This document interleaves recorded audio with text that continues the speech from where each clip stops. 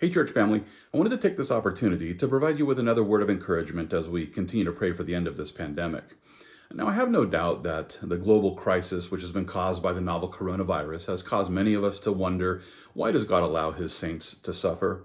We might also ask, why does he allow us to experience the evil effects of the fall?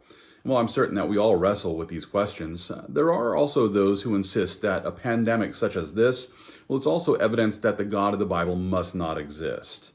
This argument of evil, it's typically presented in this way.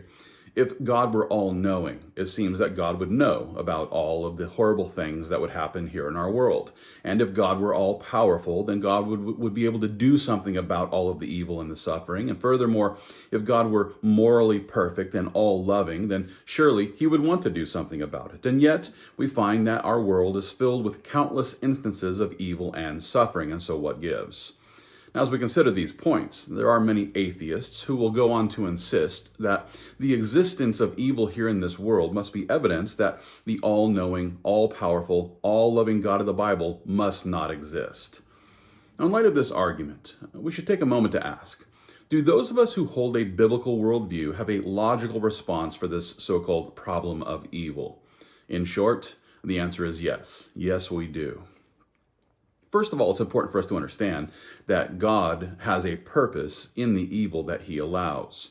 And not only that, but he has already presented us with his plan for how he's going to bring evil to an end, and that's going to occur on the day of judgment.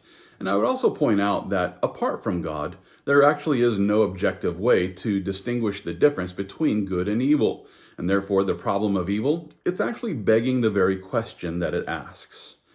Now, during this time of pandemic, I have no doubt that many believers are going to be challenged by those who are completely convinced that the novel coronavirus is evidence against the existence of God. And with that being the case, it's important for us to have a response, to be ready with a defense for why we believe what we believe. And with that being the case, I'd like to invite you to join us this Thursday, April the 23rd at 6:30 p.m. as we enter into a discussion about the problem of evil. You can tune into this live stream this Thursday, April the 23rd at 6:30 p.m.